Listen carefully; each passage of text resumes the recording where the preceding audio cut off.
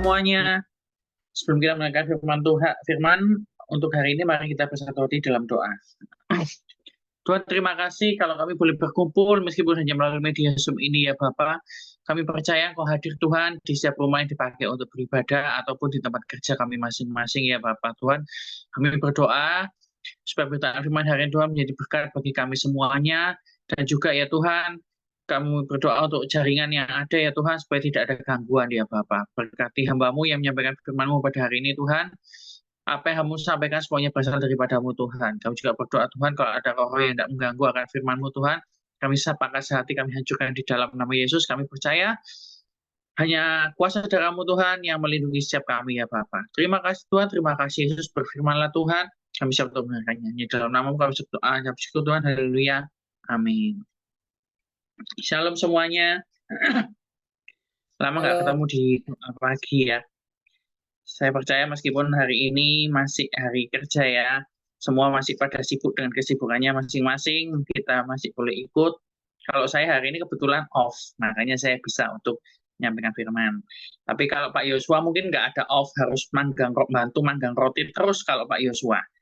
Atau mungkin eh, yang masih di mobil, yang mengendarai Gojek atau Grab, semoga sampai di tujuan dengan selamat, atau yang masih bekerja di kantor juga semangat untuk bekerjanya pada hari ini. Hari ini kita sudah mau mendekati akhir bulan Agustus. Hari Minggu ya.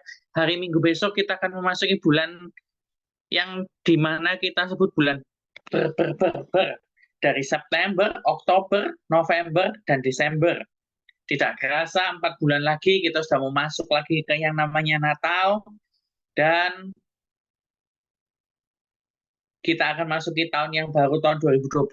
Percaya bahwa ada penyertaan Tuhan buat setiap kita mulai hari ini sampai selama-lamanya. Percaya bahwa Tuhan yang setiap kali menolong kita, Tuhan yang setiap kali menuntun setiap langkah kita. Berkali-kali kau menolong, berkali-kali kau kuatkan, dalam rasa sakit Engkau ada, Yesus setia. Oh, berkali-kali kau menolong, berkali-kali kau kuatkan, dalam lembah gelap Engkau ada, Yesus setia. Bahwa Yesus adalah Tuhan yang setia buat setiap kita. Percayalah bahwa kalau Tuhan menyertai kita, tidak akan selama-lamanya kita dibiarkan tergeletak.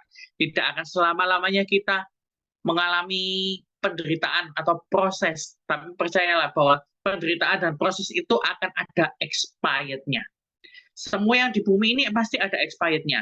Kita hidup di bumi pun ada expired-nya. Kalau visa kita sudah habis, kita pasti dipanggil Tuhan untuk pulang ke surga. Kalau visa kita habis, tempat kita di mana? Tempat kita cuma 1x2. Entah itu kita ada di San Diego Hills, kalau yang di Surabaya mungkin biasanya ada di Taman Makam Keputi, atau di Sentong Baru Lawang, atau di Asri Abadi Lawang, atau yang di Bandung ada tempat pemakaman Pandu ya, tempat pemakaman umum Pandu. Nah, percayalah, kalau masa kita habis, kita pasti akan pulang. Oleh sebab itu, selama kita masih ada di bumi ini, marilah kita berkarya untuk Yesus. Hari ini, saya akan menyampaikan firman Tuhan dengan judul Iman dan Kemurahan Hati. Iman dan kemurahan hati ada di dalam kitab Lukas 6,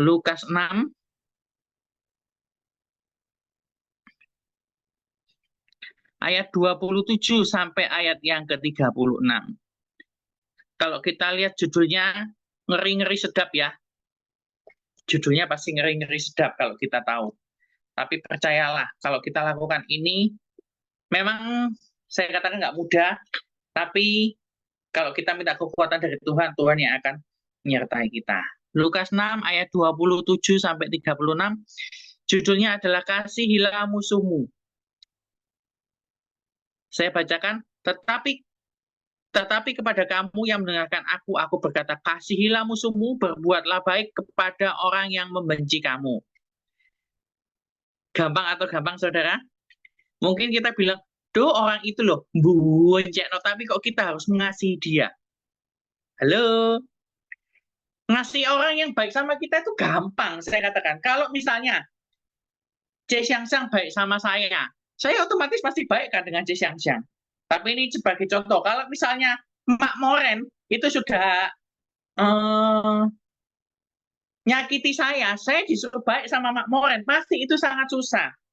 Ataupun ini contoh ya, ataupun kalau kita ketemu orang yang sudah ngeciak uang kita, ngeciak, ada orang sudah mengambil uang kita, terus orang itu ketika ditelepon lebih galak dia yang pinjam uang daripada kita, ataupun ketika ditelepon susah, tapi ketika kita melihat status medsosnya lagi jalan-jalan ke Bangkok, lagi jalan-jalan ke Phuket, lagi jalan-jalan ke Korea, ke Jepang. Rasanya ini sangat sakit, pasti sangat sakit kalau kita tahu.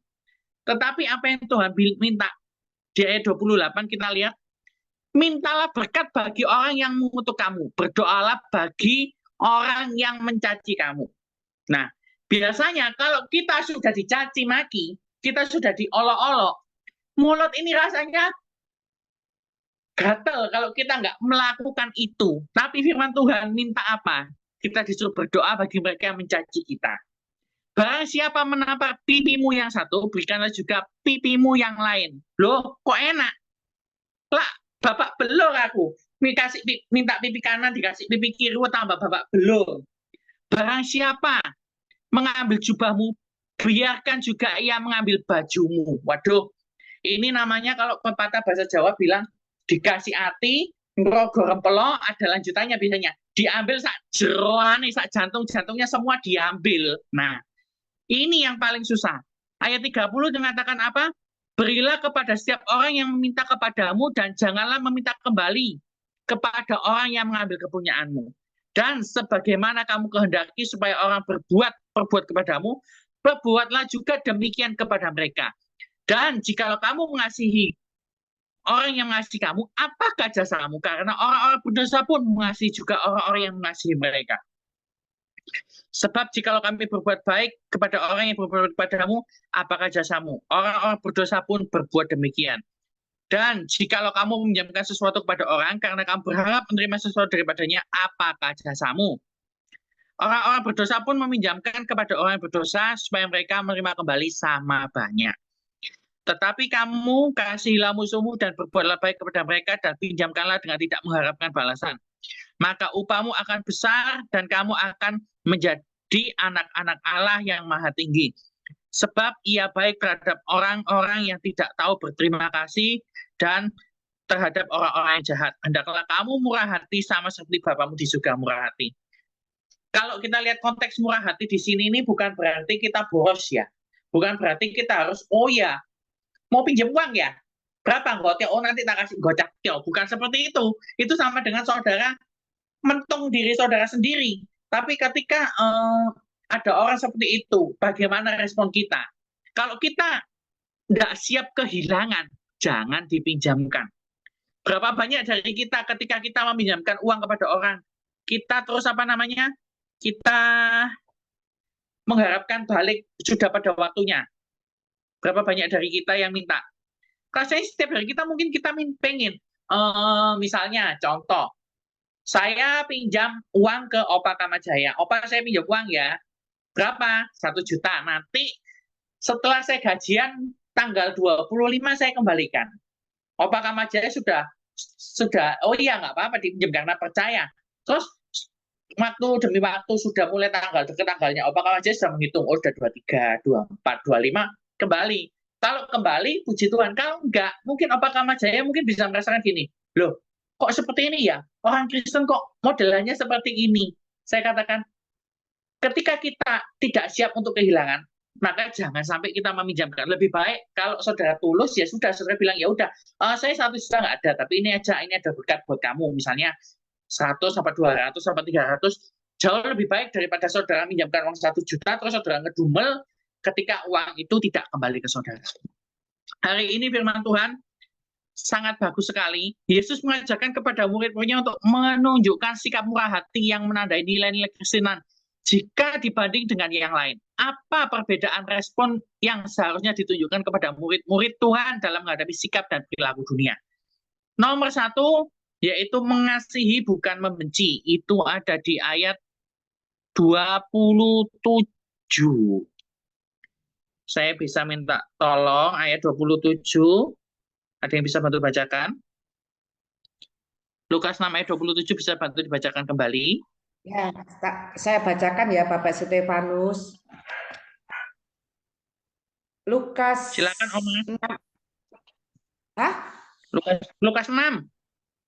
Lah ya Lukas 6 ayat 27 begitu. Ya. Ini bunyi firman-Nya. Tetapi kepada kamu yang mendengarkan aku berkata, kasihilah musuhmu, berbuatlah baik kepada orang yang membenci kamu. Demikian firman Tuhan. Amin. Terima kasih Om Moren. Sebagai akibat keberdosaan manusia, kebencian bisa dilakukan siapa saja tanpa perlu dipelajari. Saya katakan, ketika kita butuh untuk menguasai satu ilmu, pasti kita akan belajar. Contoh, ketika saudara ingin menguasai ilmu masak, saudara tidak punya background, ingin membuat kue, saudara pasti ikut pelajaran tata boga. Atau saudara ikut les khusus masak. Tapi yang namanya kebencian, saudara nggak pun ikut sekolah, sudah ada dalam diri saudara. Percaya nggak? Dari kecil, saudara nggak usah diajari benci, pasti saudara sudah benci. Ya apa ya? Contoh, seorang anak kecil, ketika dia dilarang oleh mamanya untuk main handphone terlalu lama. Nah, tapi ketika dia sama papanya, oh boleh kok main handphone, nggak apa-apa, nanti papa yang kasih handphonenya papa, nggak usah handphonenya mama. Nah, dari sini sudah menimbulkan satu kebencian. Oh, mama itu jahat ya. Aku nggak mau sama mama deh, aku sama papa aja. Papa baik, menginjami aku handphone, nggak ngelarang aku main handphone. Nah, ini salah satu contoh dari kalau kita tahu bahwa kita anak kecil saja bisa membenci tanpa dia harus sekolah. Nah, jika hanya mengasihi orang yang mengasihi kita, maka tidak ada perbedaan dengan pemungut cukai atau mereka yang jahat lainnya. Murid Kristus sejati menunjukkan kualitasnya dengan mengasihi musuh dan berbuat baik kepada mereka, bahkan tidak menebar kebencian. Jangan sampai kita menebar kebencian. Contoh, gak enak ya pakai contoh orang-orang yang ada di sini ya. Nanti saya dimusuhi nanti habis gini ketika tahu kalau saya mau yang sharing pasti tidak masuk ini nanti. Contoh lah, anggapannya saya ada. Saya misalnya punya manajer di sini gitu ya. Manajer ini orangnya itu agak sedikit dalam tanda kutip agak sedikit resek sih buat saya. Kenapa saya bilang resek? Karena orang ini ada-ada aja. Setiap hari mungkin suka cari-cari kepada saya. Pertama saya tuh agak sedikit kesel juga gitu ya. Ini kejadian nyata buat saya. Kejadian ini sekitar 2 atau 3 minggu yang lalu. Di mana pada waktu itu saya terima telepon bahwa dikatakan ada indikasi tab itu ada tab itu yang rusak. Tab itu nggak nyala dari perusahaan online, order online makanan. Nah, saya nyalakan tab itu sudah saya nyalakan. Terus dia dapat telepon dari istrinya karena ada orderan online dari tab lain itu nggak bunyi. Saya nggak tahu kalau nggak bunyi dan nggak ada telepon juga. Terus saya dimarahin gini loh, kamu tuh kenapa? Ada masalah apa? Kok ada telepon kok diem aja loh? Saya nggak diem aja. Saya bilang itu sudah saya nyalakan. Semenjak saat itu saya mungkin saya agak sedikit kesel ya. Kalau ketemu dia saya agak sedikit kesel. Tapi lama kelamaan saya lihat orang ini kenapa ya kok buat seperti ini. Lalu pada waktu ada satu hari dia pulang sama saya, dia cuma cerita-cerita aja sih sama saya. Dia cerita bahwa dia itu punya anak umur sekitar 18 atau 16. Jadi tapi dia nggak pernah ketemu anak ini. Jadi dia ibaratnya dia menikah dua kali. Istri yang kedua adalah manajer saya sekarang ini. Oh, jadi saya tahu Jadi orang ini permasalahannya itu ini, dia memiliki masalah ya, mungkin ada masalah dalam keluarganya, jadi dia mungkin agak sedikit stres juga. Jadi saya bisa memahami, jadi saya nggak membenci orang itu, justru saya lebih merasa kasihan dengan dia. Nah, sama seperti kita, ketika kita bertemu dengan orang yang bencekno, kita harus lebih mengasihi, jangan sampai kita memusuhi, bahkan kita membenci, atau kalau bisa kita bilang gini, dah, lebih baik aku nggak lihat mukanya. Loh, ada yang sering gitu? Dah, kalau orang itu datang, aku tak pergi ya. Wocau, wocau, wocau. Wo pusyangkan data data lien. Nah, kalau kita seperti itu, apa bedanya dengan kita dengan orang-orang di dunia? Kalau kita membenci, ada lagu yang mengatakan apa? Ketika hatiku lah disakiti, ajarku memberi, hati mengasihi. Ketika hidupku telah dihakimi, ajarku memberi, hati mengampuni. Ampuni bila kami tak mampu mengampuni yang bersalah kepada kami. Seperti hati Bapa mengasihi, mengampuni, tiada pamrih. Kita diminta untuk mengasihi. Kalau kita tahu mungkin ya, mungkin kalau yang bilang gini, oh kalau ngomong enak, yang ngelakoni ini pasti susah, empot-empotan biasanya yang ngelakoni. Percayalah, kalau kita minta kekuatan sama Tuhan, sebagaimanapun kita ketemu orang yang bencek, no, percayalah, pasti ada cara Tuhan berikan kita kekuatan untuk menghadapi orang itu. Nah, yang kedua, kita diminta untuk apa? Memberkati bukan mengutuk di ayat yang ke-28. Omamnya mana ya, Oma Moren? Nanti kalau bacakan biasanya sehari dapat 50.000 Oma Moren. Kok hilang mukanya? Oma Moren ayat 28, Oma Moren. Apa cucu? Oh ya, Cuk. Lukas 6 ayat 28 dikatakan, mintalah berkat bagi orang yang mengutuk kamu. Berdoalah bagi orang yang mencari kamu. Mencaci kamu. Demikianlah firman Tuhan. Nah, murid Kristus juga diajar untuk memberikan respon yang benar ketika ada orang lain yang bertindak jahat. Tambah susah sekali ya. Tadi yang pertama kita mengasihi, kita nggak boleh benci. Yang kedua, kita memberkati, kita jangan ngutuk. Bahkan kita harus memberi respon yang benar ketika ada orang berbuat jahat. Tindakan memberkati bagi mereka yang telah memberikan kutukan. Kutuk dosa telah dipatahkan Kristus di kayu salib. Dan berkat keselamatan itulah yang kita berikan. Tindakan berikutnya adalah mendoakan agar mereka berbuat jahat, yang berbuat jahat terhadap kita. Mendoakan pertobatan dan pintu hati yang terbuka untuk pengenalan akan Kristus. Nah, kalau kita tahu, biasanya itu susah ya, kita memberkati orang yang mengutuk kita. Mungkin kata-kata kutuknya itu mungkin ya mereka mengatakan itu apa ya, maksud sih, nggak ada maksud mereka mengatakan, tapi mungkin buat kita tuh rasanya sakit sekali.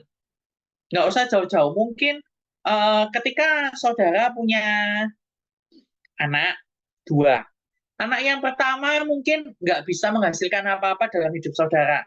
Justru mohon maaf kata, mungkin justru menghamburkan uang saudara, menghabiskan uang saudara.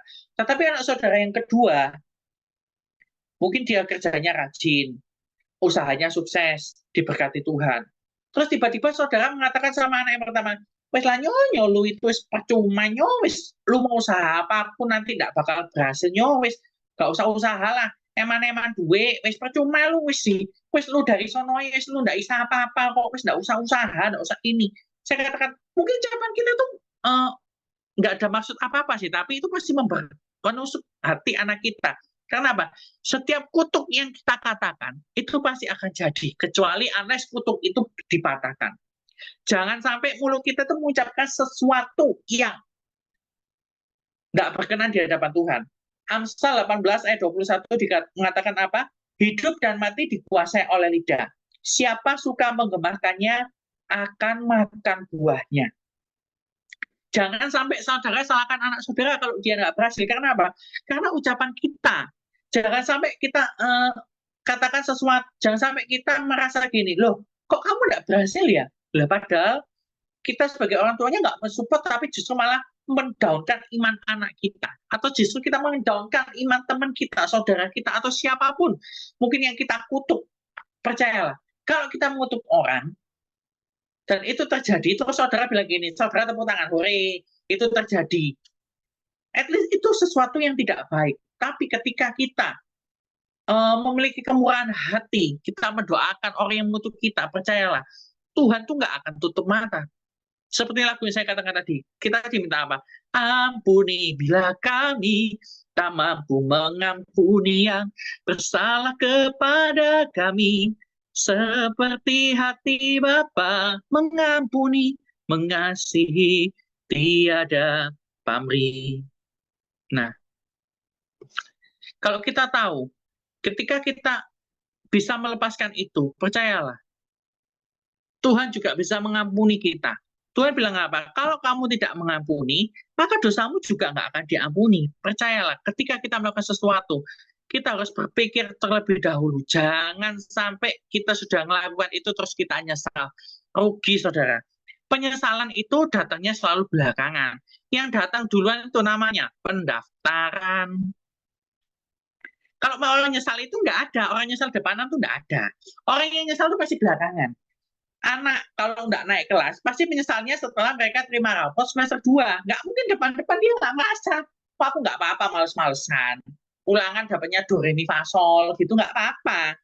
Tapi nanti setelah terima rapot semester 2 dinyatakan tinggal kelas. Nah, dia baru menyesal.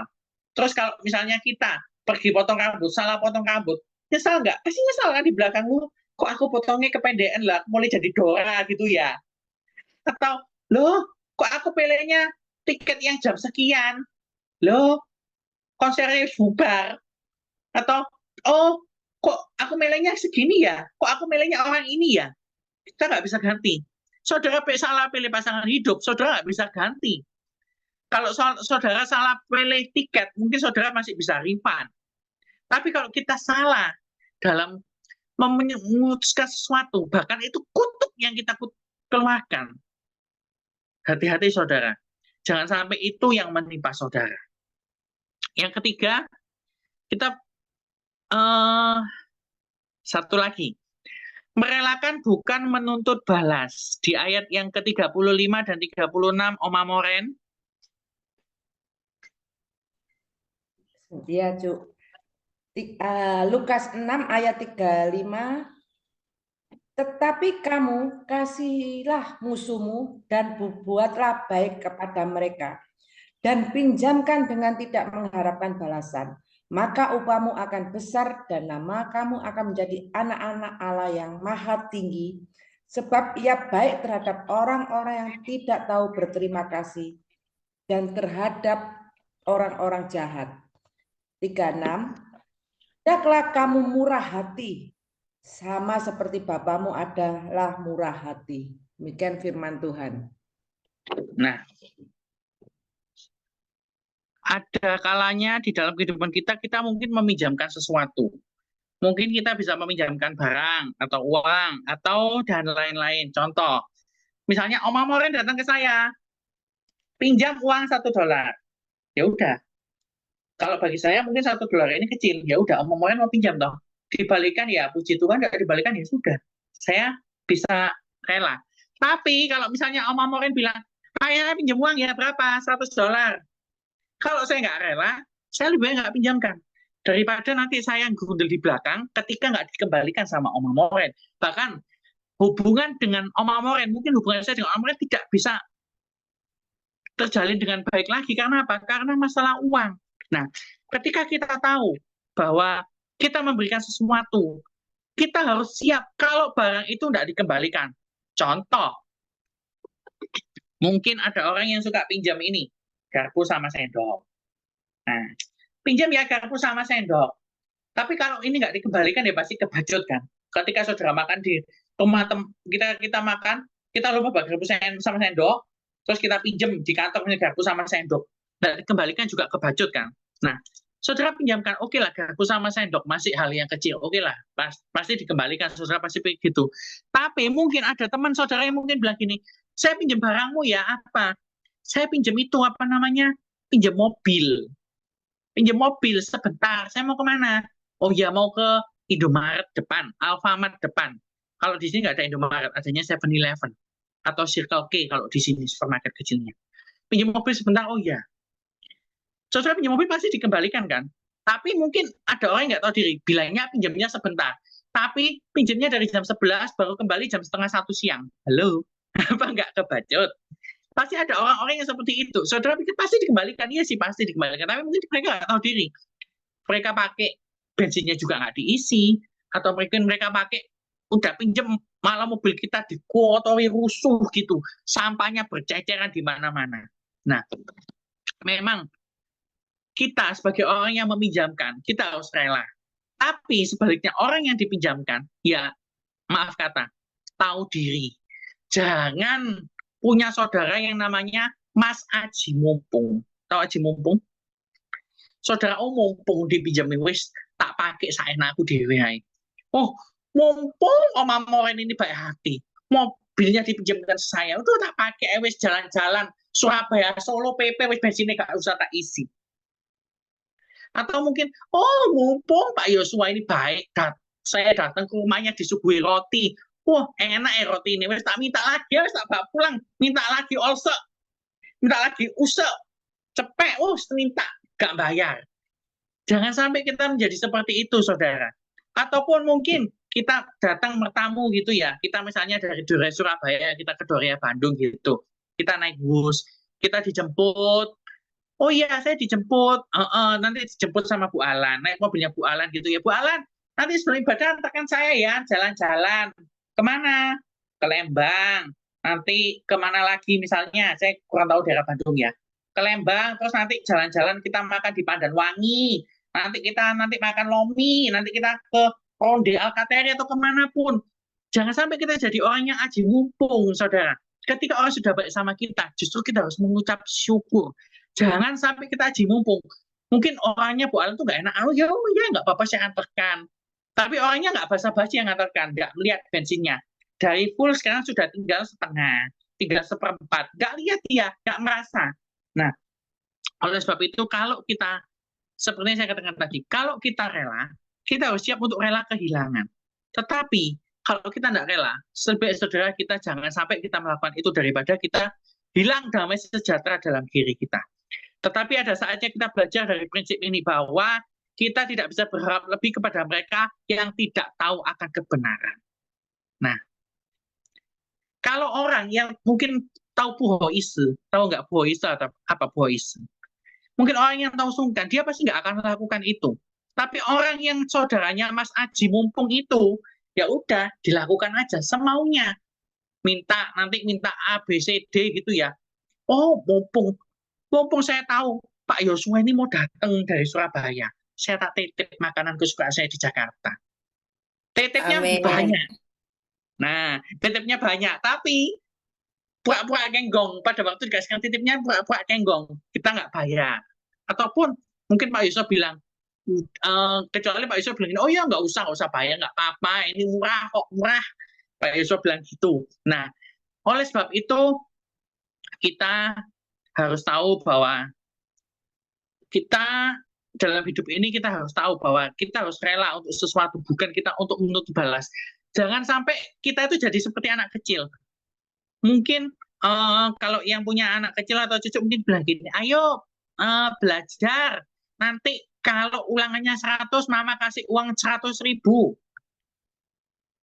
Anak ini belajar. Tujuannya apa? Tujuannya bukan supaya dia bisa, tapi supaya dia nanti kalau ulangannya bagus, nilai 100, dapat 100.000.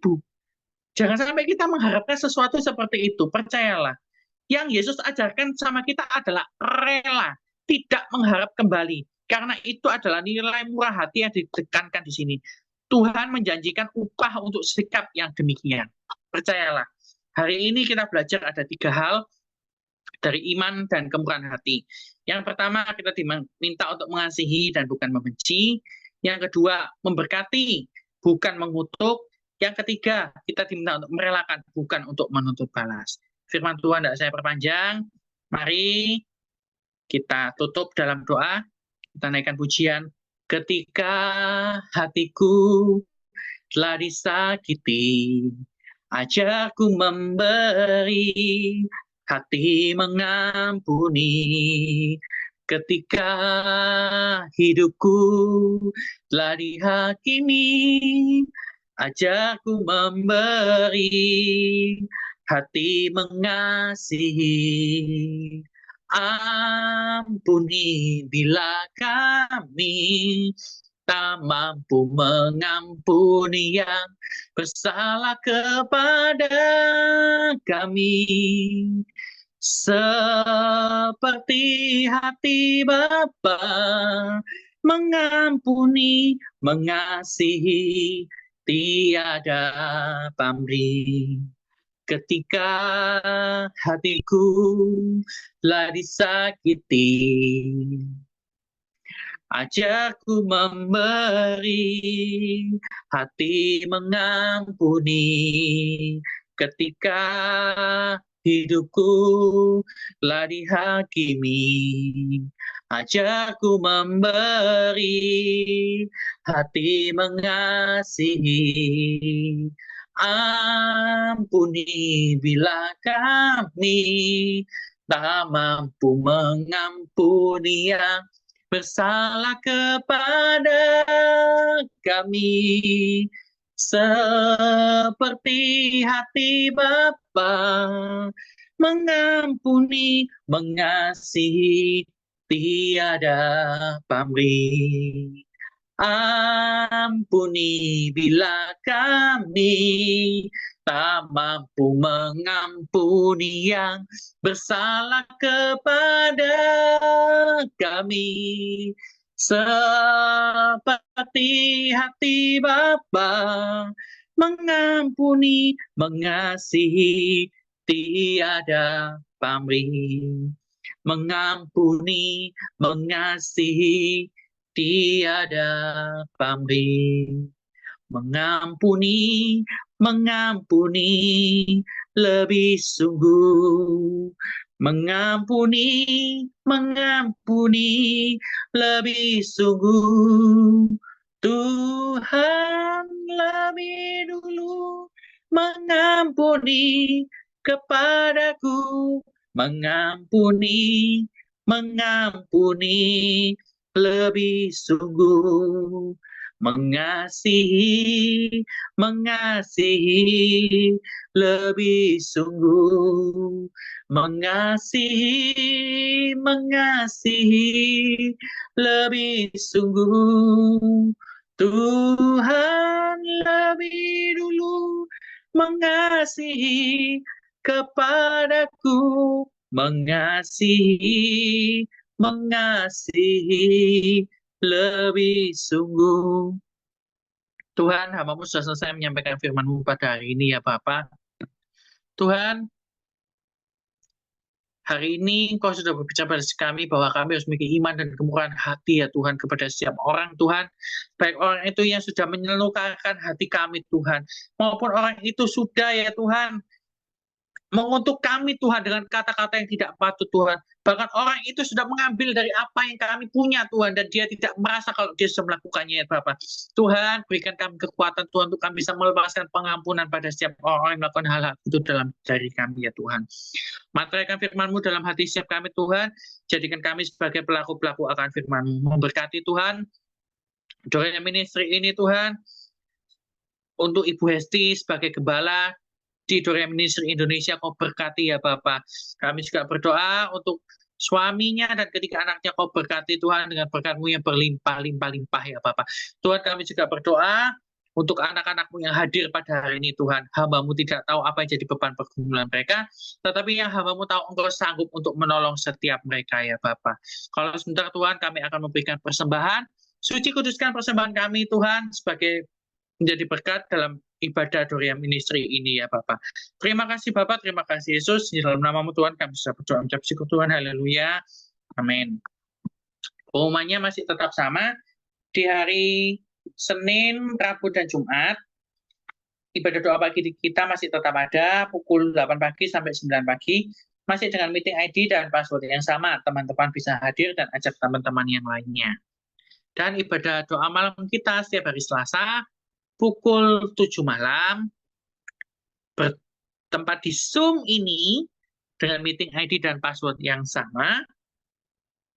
Dan kalau saudara mau masuk, usahakan sebelum pukul 7, karena pasti yang masuk pasti banyak.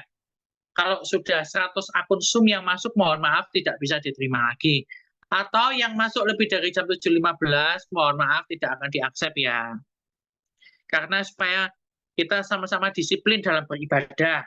Kita bukan hanya aja coba mencari doa, tapi kita bisa mengikuti pujian penyembahan dari awal, kita bisa mendengarkan firman Tuhan, dan baru kalau ada sesi doa, pasti akan didoakan oleh Bu Hesti atau Pak Yosua atau hamba-hamba Tuhan yang lainnya. Dan minggu depan ibadah Dorea Bandung tanggal 6 pukul 6 sore, angkanya bagus ya, 666. Tanggal 6 sore ibadah Dorea Bandung bertempat di Istana Plaza lantai 1. Jadi yang berdomisili di Bandung dan sekitarnya bisa datang ke Mall IT, Mall Istana Plaza, lantai 1. Dari yang Jakarta mau datang juga boleh, Pak Yosua pasti ditunggu kehadirannya. Naik bus cuma sebentar kan, langsung nyampe nanti di Padalarang, terus langsung ke Kebun Kawung nanti, stasiun Kebun Kawung. Nah, jangan lupa ibadah Dorea di masing-masing cabang bisa dilihat di WA Group yang ada. Pengumuman itu aja yang dari saya. Saya kembalikan ke Pak Nando atau Ibu Hesti, silahkan. Wah,